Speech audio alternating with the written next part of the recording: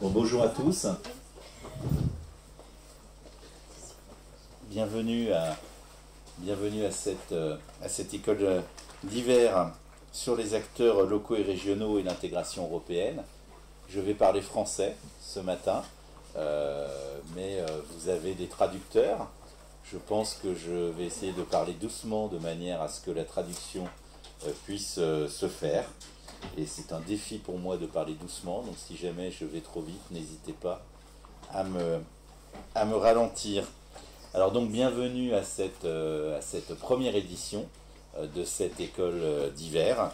Je vais commencer par vous dire deux mots en tant que directeur de l'Institut d'études européennes et globales Alliance Europa qui organise cette école d'hiver. Et puis ensuite, je passerai la parole à Florence Krowicki, que vous connaissez tous désormais, et qui vous expliquera en détail le contenu de notre semaine de travail et les ateliers, les groupes qui vont travailler ensemble pendant ces 4 jours. Alors tout d'abord, une petite explication pour vous présenter qui nous sommes, pour ceux qui ne seraient pas encore au courant. Michel Catala, je suis professeur d'histoire de l'Europe ici à l'université de Nantes et c'est moi qui dirige donc l'Institut d'études européennes et globales Alliance Europa. C'est une structure ou plutôt un programme qui a été lancé il y a bientôt 5 ans maintenant, plus de 4 ans, et qui vise à développer les études européennes et les études internationales dans la région des Pays de la Loire. C'est la région dans laquelle nous sommes et qui regroupe Nantes, ici, Angers et Le Mans, donc les 3 grandes villes universitaires de la région. Et ce programme est donc financé par la région des Pays de la Loire, également par Nantes Métropole, par les établissements de nos 4 universités, nos 3 universités et l'ESCA, l'école de commerce d'Angers. Et notre programme donc vise à développer des programmes de recherche pluridisciplinaires sur l'Europe et son rapport au monde, et notamment sur les crises de l'Europe dans son rapport au monde. Nous avons donc des enseignants-chercheurs qui sont juristes, historiens, politistes, économistes, littéraires, également géographes. Donc vraiment l'ensemble des sciences humaines et sociales qui sont représentées dans ce programme de recherche. On a aussi des sociologues, des politistes, etc. Et donc ces collègues montent des programmes de recherche pluridisciplinaires. On en a sur les réfugiés, sur l'accueil des réfugiés, on en a sur la citoyenneté, on en a sur la culture, la médiation culturelle, on en a d'autres également en géographie. Enfin bon, on a toute une série de programmes de recherche qui ont été montés depuis 4 ans, qui visent donc à développer ces recherches pluridisciplinaires dans notre région. On a également lancé des allocations de thèse, des contrats doctoraux comme on dit en France, c'est-à-dire des sujets de thèse financés par la région, par les établissements. Et nous avons plusieurs personnes ici dans la salle, Manon, Chloé, entre autres, qui bénéficient de ces allocations de thèse et qui travailleront avec vous et qui bénéficient de ces allocations pour travailler. Il y a Lorraine également, j'avais oublié Lorraine, excuse-moi Lorraine, quand tu travailles avec moi je devrais m'en souvenir. Voilà, donc nous avons plusieurs doctorants, 6 ou 7 au total qui ont été financés par notre programme. Nous avons aussi financé des post-doctorants pour accompagner des projets de recherche, dont l'un connaît bien Elise sur la recherche Schengen, sur l'histoire de l'espace Schengen. Donc nous avons développé beaucoup de recherches depuis 4 ans et on compte poursuivre cette dynamique dans les prochaines années. Et puis on soutient également les masters, les doctorats vous l'avez vu, mais les masters et les licences qui travaillent sur les questions européennes également. On les soutient, on les aide, on essaye de rendre cette offre de formation visible. Donc on soutient tout particulièrement nos doctorants qui travaillent sur ces thèmes. Et puis également, on a comme charge de développer des projets en direction de la société civile, du monde socio-économique, des collectivités territoriales, pour les associer à nos travaux et pour développer avec eux des projets innovants, notamment au travers de la Fabrique des idées européennes, qui est un peu une sorte de cluster qui vise qui vise à développer des projets entre les chercheurs et les acteurs de cette société civile, dont plusieurs sont dans la salle ici, avec qui on travaille de longue date, hein, et qui sont nos partenaires dans cette opération. Tout ça pour vous dire qu'il y avait une certaine logique à développer cette école d'hiver. Pourquoi ? Parce que dans cette école d'hiver, on espérait travailler sur de la recherche avec des chercheurs, et des chercheurs qui nous ont accompagnés, et puis travailler également sur de la formation pour les doctorants, et surtout pour faire venir des doctorants européens à Nantes, pas seulement pour envoyer nos doctorants à l'étranger, mais pour faire venir des doctorants européens et pour rassembler un groupe de doctorants pour travailler ensemble. Puis travailler pas forcément seulement sur de l'académique, sur du savoir, mais travailler aussi sur des compétences, parce qu'on est persuadé que les doctorants en études européennes, quel que soit leur pays d'origine, quelle que soit leur discipline, ont également des compétences à montrer, ont des compétences, j'allais dire à vendre, pas vraiment à vendre, mais en tous les cas à démontrer, à faire valoir. Et ces compétences, on s'est dit qu'on pouvait les mettre au service de notre territoire, au service de nos partenaires de la société civile. Et tout le but, toute l'idée de cette école d'hiver, ça a été de se dire, bien finalement, on va appliquer ce que l'on fait depuis 4 ans, c'est-à-dire finalement le lien entre recherche, formation doctorale et innovation et partenariat avec la société civile, et on va l'appliquer en mettant des groupes de doctorants, de chez nous, entre guillemets, mais également venant de toute l'Europe, à travailler pour essayer de montrer leurs compétences et à se mettre eux-mêmes en fonction de conseils auprès de nos partenaires. Et donc, on a lancé cet appel pour faire venir des doctorants, donc vous êtes là, hein, donc ce premier acte a été réussi. Et puis, on a lancé aussi un appel à nos partenaires pour leur demander, est-ce que vous avez des problèmes, est-ce que vous avez des questions à soumettre à des doctorants venus de toute l'Europe, voire du reste du monde, hein, et ces doctorants, eh bien, ils vont essayer de travailler pour faire valoir leurs réflexions, leurs compétences au service des questions que vous nous posez. Et toute l'idée de départ, elle était là, et finalement, j'allais dire, cette école d'hiver, c'est un peu et ça arrive à la fin de notre programme, donc c'est bien, mais c'est un peu l'expression, j'allais dire, de ce que l'on peut faire en associant l'ensemble des acteurs qui travaillent sur ces questions ici à Nantes.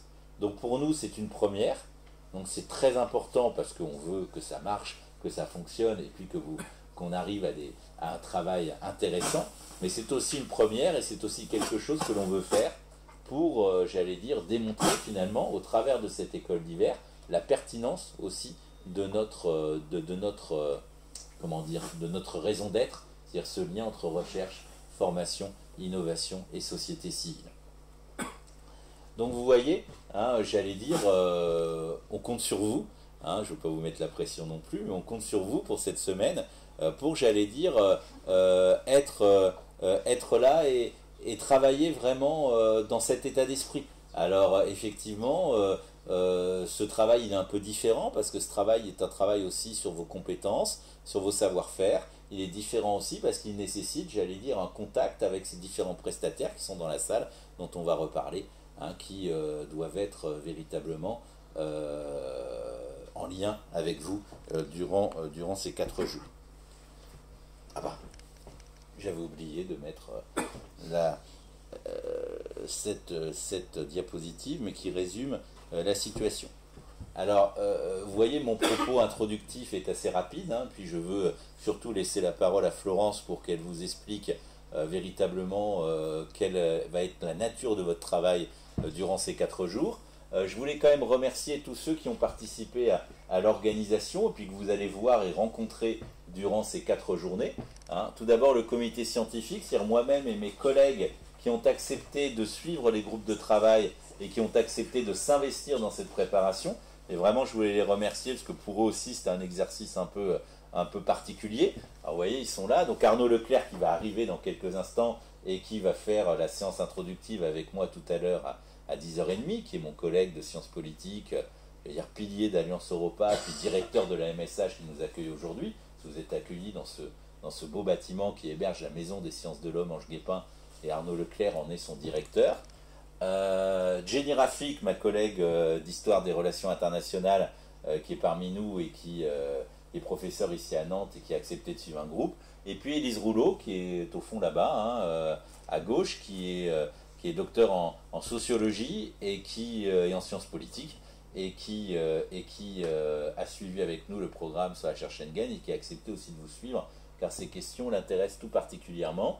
Donc merci à vous trois hein, d'avoir accepté de participer. Merci également aux doctorants qui nous ont donné un coup de main hein, quand ils étaient disponibles. Je pense à Manon, à Chloé, à Lorraine quand ils ont pu parce que c'était pas forcément facile ce semestre hein, à cause de leur voyage à l'étranger. Surtout, merci beaucoup aux trois personnes qui ont organisé hein, cette école d'hiver.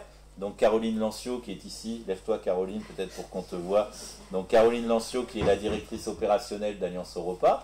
Donc surtout Florence Krowicki qui est là, que vous connaissez déjà tous, hein, qui a organisé, géré cette affaire et qui est dessus depuis maintenant 3 mois à temps quasiment plein, j'allais dire. Elle aurait peut-être aimé le faire à temps plein, mais en tous les cas qui a beaucoup travaillé pour organiser tout ça. Et je l'en remercie vraiment beaucoup, hein, Florence. Et puis Catel Hubert qui n'est pas là, mais que vous avez vu à l'entrée, hein, qui est la gestionnaire du programme et qui va aider Florence à l'organisation. Goulven qui est à la MSH, je ne sais plus, il est parti, mais qui est à la direction technique. Nos 2 traducteurs, Antoine Viau et Lucie Laverne, qui sont là-bas et qui vont beaucoup nous aider aussi, notamment ce matin, hein, pour les traductions du français à l'anglais et puis peut-être aussi de l'anglais au français. Et puis nous avons également 3 autres collègues de l'université qui ont accepté de participer au suivi des groupes des doctorants parce qu'ils sont spécialisés dans les thématiques de travail. Hein, Patrice Guillotreau et Laurie Tissière qui vont suivre notamment le groupe sur la pêche, hein, qui sont des collègues spécialisés en géographie, en économie maritime. Et Raphaël Suire qui va suivre un peu avec moi le groupe d'Atlampol, qui est un collègue spécialiste dans l'économie de l'innovation. Hein, parce que vous comprenez bien que moi, historien, Atlampol, je connais moins bien que lui, hein, bien sûr, même si ça m'intéresse beaucoup. Et puis nos partenaires et nos experts, alors, très important, vraiment je voulais encore les remercier, ces 4 institutions hein, et associations qui ont bien voulu présenter un cas concret, puis se lancer dans l'aventure. Je sais que ça leur a pris beaucoup de temps, hein, et ça va leur prendre du temps également dans la semaine, et je pense vraiment, je les remercie beaucoup pour avoir accepté de participer à cette expérience. Donc Atlampol, Maud Tronchin qui est là, hein, qui suit le dossier d'Atlampol avec nous, donc c'est le groupe Atlampol. Le Corepem, alors je ne crois pas qu'il soit encore arrivé. Ah oui, monsieur est arrivé, parfait. Désolé, donc par contre je me souviens plus de votre nom. Pengrèche Alexis. Ah voilà, Alexis Pengrèche, donc qui est sur le comité des pêches et donc qui va suivre avec nous ce 2e groupe. Nous avons également Euradio qui est là, par l'intermédiaire d'une de ses responsables qui va donc nous suivre. Je remercie aussi beaucoup Euradio qui est un projet local. Alors je ne sais pas si on a des pêcheurs partout en Europe, on en a à Nantes et en Loire-Atlantique parce qu'on a l'océan. Peut-être que vous venez d'endroits où il n'y a pas trop d'activité maritime ni de pêche, mais on a aussi une singularité à Nantes avec Euradio, hein, la radio européenne associative qui maintenant se développe dans toute l'Europe mais qui est née ici à Nantes avec Laurent Sombron notamment. Et puis Nantes Métropole avec Frédéric Dehaye qui est présent ici, hein, et sa collaboratrice qui sont tous les 2 au service Europe de Nantes Métropole. Et donc ce sont les 4 organisations institutions qui vous présenteront tout à l'heure les cas pratiques hein, qu'ils vous soumettent à votre travail, à votre réflexion. Donc je voudrais vraiment vous remercier tous les 4 tout particulièrement. Il nous manque également, hein, bah oui, vous n'êtes pas là, je ne sais pas pourquoi, hein, c'est étonnant, mais voilà.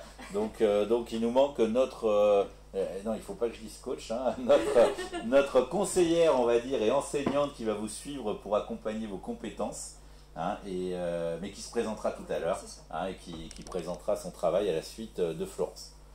Voilà, je pense avoir fait le tour. Ai-je oublié quelque chose? Non. Peut-être remercier nos financeurs, c'est notre Ah oui, remercier nos financeurs, bah oui, mais j'ai dit déjà tout à l'heure quand même un peu. Hein.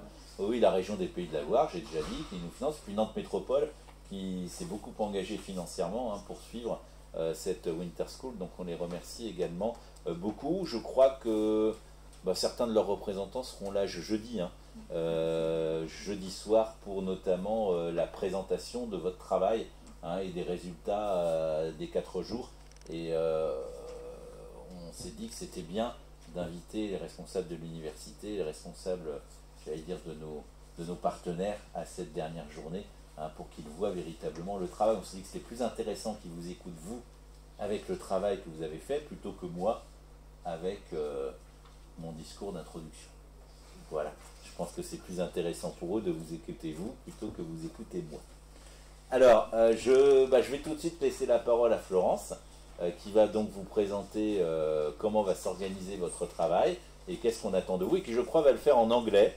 Donc vous allez être plutôt les traducteurs vont avoir peut-être une petite pause. Voilà, donc je passe la parole à Florence, et encore merci de votre présence, puis on apprendra à se connaître, je pense, au fur et à mesure des journées, en se rencontrant, notamment moi pour le groupe Atlampol, hein, parce que c'est ce groupe que je vais surtout suivre.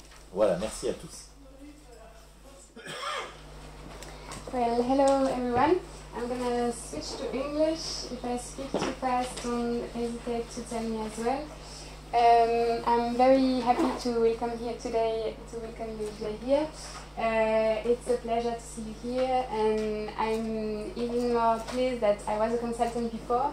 So I was using research work as a consultant, and now I'm really happy to make the bridge, to build the bridge the other way around, by having this workshop all together to develop your skills as consultants, using all your knowledge as researchers. So you've got the program a few days or weeks ago. In the files you got today, you also have the details of the program for the 4 days. It's a quite challenging program, we are aware of it. But I think challenges are good. You need to intend to go deep and high, to go a little bit. You know, you need to expect to do a lot to achieve a little bit. So the challenge today will be for you to work in teams. It will be interdisciplinary teams. And you have different scientific backgrounds, so you come from different disciplines, different countries, and the idea is for you to address a concrete issue of a local stakeholder, as Michel has told before. What we expect from you is in a few days to come up together with a few suggestions for the local stakeholders. So on Thursday you will have a 20-minute presentation for the local stakeholder, where you will have to present what you came up with during the 4 days. So we also expect from you to give a little written result, a little written feedback for your clients.